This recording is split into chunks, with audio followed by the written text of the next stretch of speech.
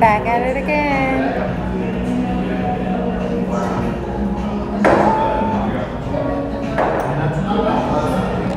That's my favorite cup.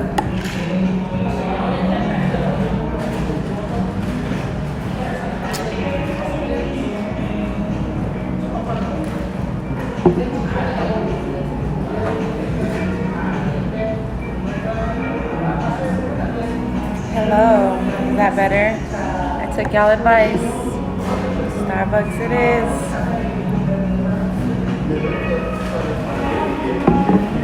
Okay, I'm gonna try not to read all your guys' comments now that I know it's better.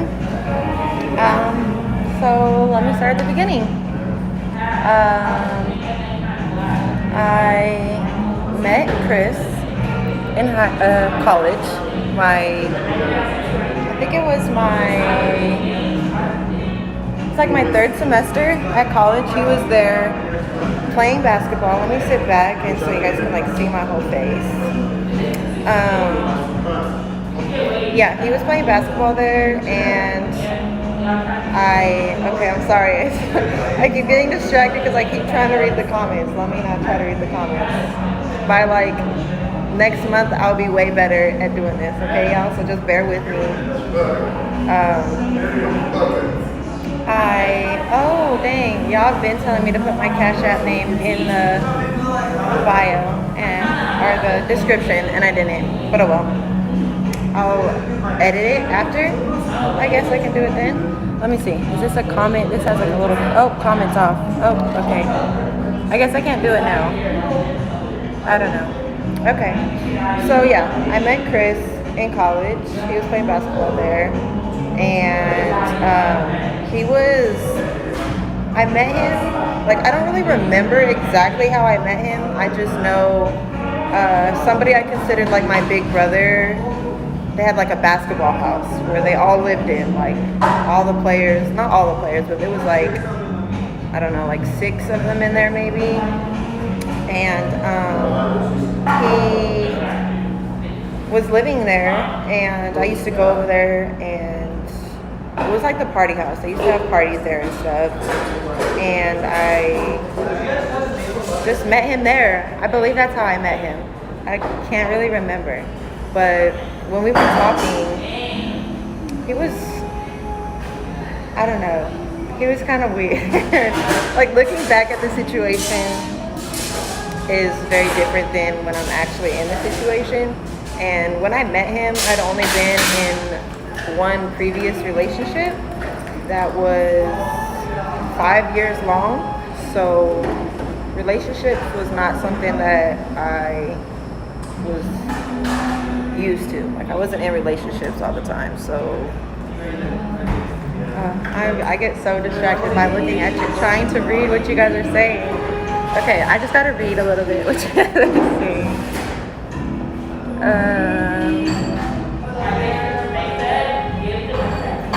Yes, this was in California. This was in the Central Valley of California. I'm from California, and that's where I met him. It was in Cali. I was going to school there, taking art classes, photography, things like that. And I don't know what classes he was taking, but he was playing on the basketball team there. And he was in amazing shape. Okay, y'all, he had a body, like, so y'all are asking like, oh, how did like he get you? You're too pretty for him. But he didn't look like he looks now, y'all. Like he really didn't. He was in such good shape. Like he was fit. He didn't start gaining weight until he like moved in with me, and I was cooking for him all the time. So that was that. But okay, y'all asking all these questions. Amazing shape, yes, amazing shape. He was like, he had a body, like he really did, and he always had a big butt though, and he was insecure about that. He did not like that at all. I keep not looking at the camera because I'm trying not to read what y'all are saying and looking at y'all. Okay, sorry. So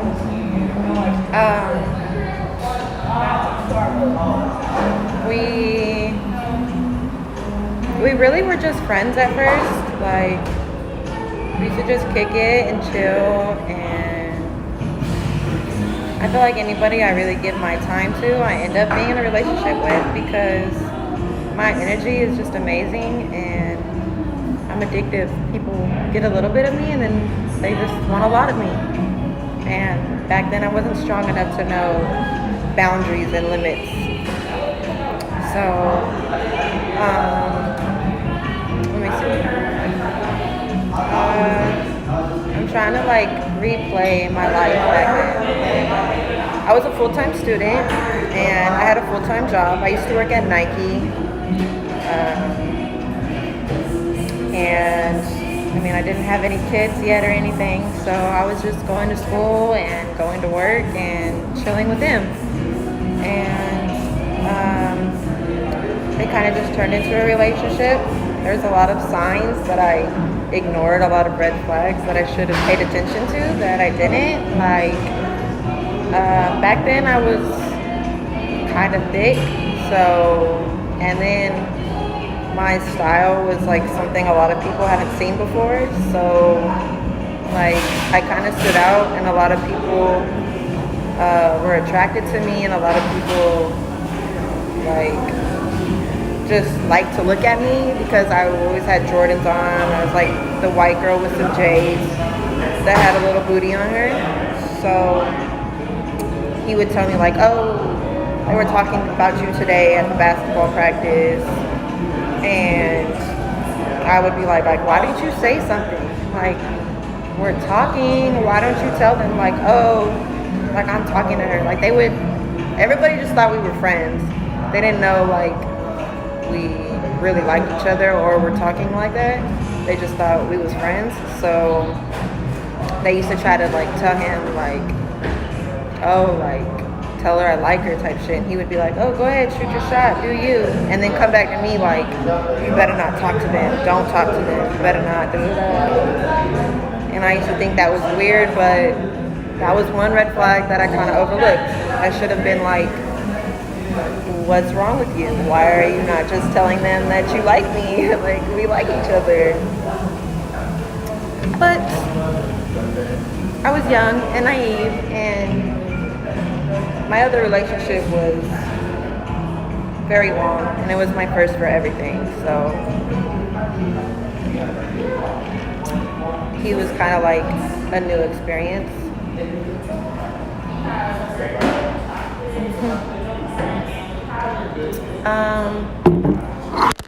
Oh,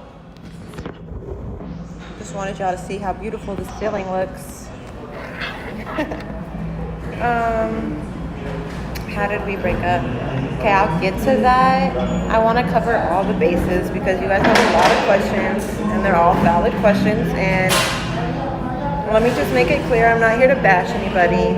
I'm not here to talk bad about anybody or down anybody. I'm just telling you guys my story, and I'm telling it from my point of view, and I'm telling it how I remember it. And I am not doing this to offend anybody whatsoever. I just have an opportunity and a platform to voice my opinion, and that's something that I've actually just recently learned, that I need to speak up and have a voice and not allow people to speak up for me or paint me out to be a certain type of person that I'm really not. I just got more and more serious over time. He slowly, he would come over and chill with me and then stay the night, and then one night turned into 2 nights, and 2 nights turned into more nights. Slowly his stuff just kind of came into my house, and then it kind of just got to a point where, okay, you're living with me now.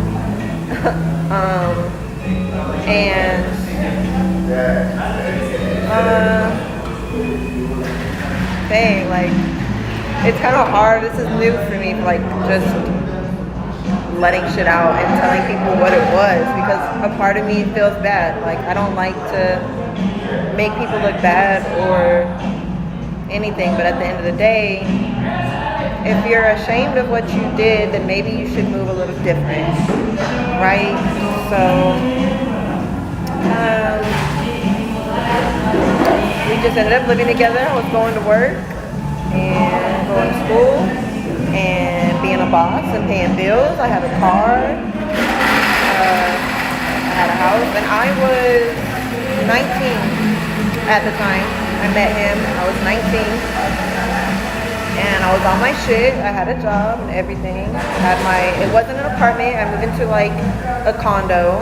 It was 3 bedroom, 2 bathroom, and I started with 2 other roommates and then ended up with just 1 other roommate, and then she ended up leaving too, and then it was just me for a little bit. But then it was just too much. So after, before it got too serious, I actually knew that LaKenya was pregnant with the twins. And what I was told by him was that that they were together in high school, I believe, like high school sweetheart type of relationship, and they like broke up and they weren't together, and they slept together the night before he got on the plane to come to California, and got pregnant that night, I guess. And so I'm like, okay, like, you're not together no more, things happen, she's pregnant, it's okay, like, I'll accept that, which was probably something else I should have paid more attention to. Yes, the twins came first,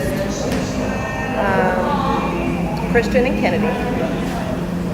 That's their names. I don't want to just call them the twins because they're still each their own individual person. And I'm not here to tell her story or anything, so, you know, her side might be different than what I know. But of course, I only know what I know based off of what he told me, and not everything he says is valid. So,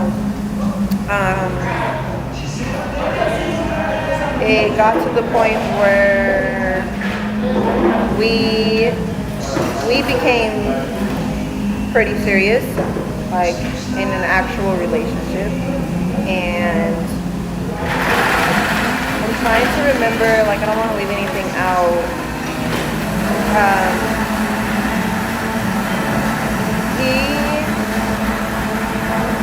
His mom wasn't doing too well. She was in dialysis, and his family was calling him and telling him that he needed to come home to be with her because she wasn't doing very well. And he said he didn't want to go back to Texas without me. So he asked me to move to Texas with him. So me being a loyal, solid girlfriend that I was, I said, okay, let's go, we can move.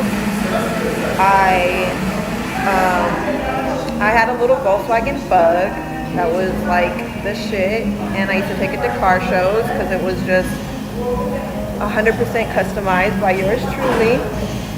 But I sold that car and I got a Dodge Magnum. Dodge Magnums are like station wagon type of thing, and they're a lot bigger, so I needed more space because he's afraid to fly, so we had to drive to Austin, Texas. So sold my car, got the Dodge Magnum.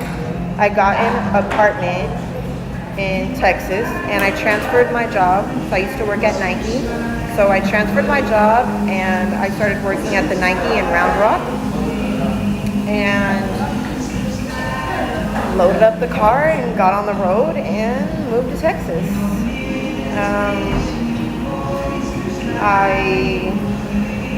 Let me see, it wasn't very long that I was out here that I got pregnant.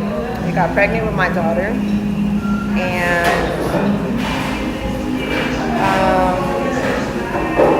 things were not so easy being out here. He was very, I guess, controlling. I'm not sure what other word to use for it, but I wasn't really allowed to wear makeup. I didn't have a phone. I had to use his phone. I had to create a Facebook so I could keep in contact with my family. And basketball is life for him. Well, it used to be, or when we were together it was. So he would spend all his free time and money on going to play basketball on this league or that league or this tournament or that tournament. So, and I was not allowed to go to the games. I couldn't wear tights. I couldn't wear, like, I worked at Nike and we wear like running tights or like basketball shorts or things like that. And a lot of things I wasn't allowed to wear because my butt was kind of big and he didn't like people looking at me. So, yeah. And then he used to lead LaKenya on like he was going to be with her before we moved out to Texas. He used to lead her on like to make her think they were going to be together, and he used to tell me like, well, I have to do that in order to be able to be a part of my son's life. If I tell her that I'm with somebody else or I don't lead her to believe that I want to be with her, then she will cut off all contact with me and I won't be able to see my sons. I won't be able to be a part of their life, all that. And I mean, kids are kind of my weakness, so I let that slide. I accepted that and allowed that to be because I wanted him to be a part of his kid's life. Like, I felt abandoned by my father when I was younger, and I never would wish that upon any child.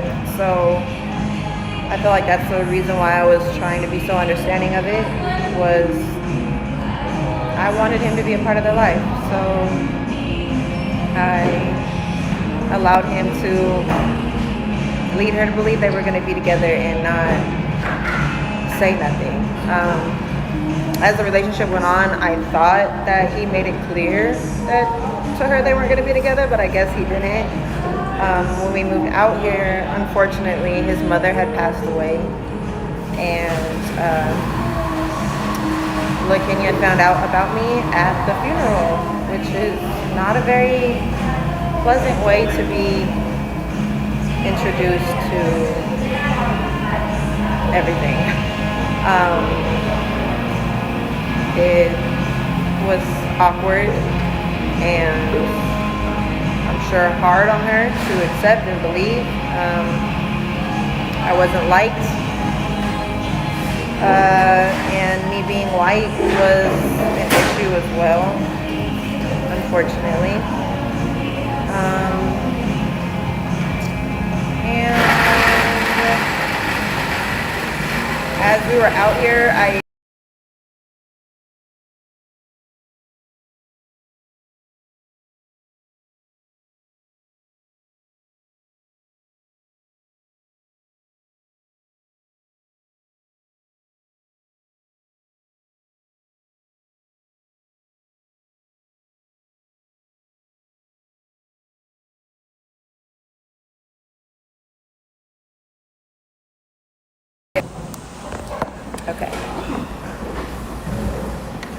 I used to take him to LaKenya's house and drop him off there. He used to tell me like, oh, she has to go to work and she works overnight, so she needs me to watch the boys. So I would drop him off and he would stay the night there. And oh my gosh, the first time was so horrible because I didn't have a phone, and I mean, this was like 2011 or something like that. 2011, around there. And my car didn't have GPS, and oh my gosh, I could not find my way back home because I did not have a GPS. I'm not from here. I did not know how to get home. It took me so long, but that's besides the point. And yet, see, still I was understanding because I wanted him to be a part of his kid's life. So, all right, I'll drop you off over there and go home and be by myself. And then I would go get him the next day. What else can I tell you guys right now? It was hard living in Texas with no friends or family and just him, and then the circumstances weren't very nice. And then becoming pregnant didn't help. And I was the only one providing. I was the only one making money. I was the only one with a job, sick, driving to work, throwing up in a bag from morning sickness or being pregnant, trying to get to work to make some money, to pay the bills, to pay the car note, to survive. And he did get a job at Target. But I believe he only had that job for like maybe a month, and I don't remember why he got fired. Possibly from being late. I'm not sure. I don't want to like say that's the reason he got fired, but something like that. Pretty much all I can think about saying right now because my mind is on my phone call that I just got and getting back to that person. So,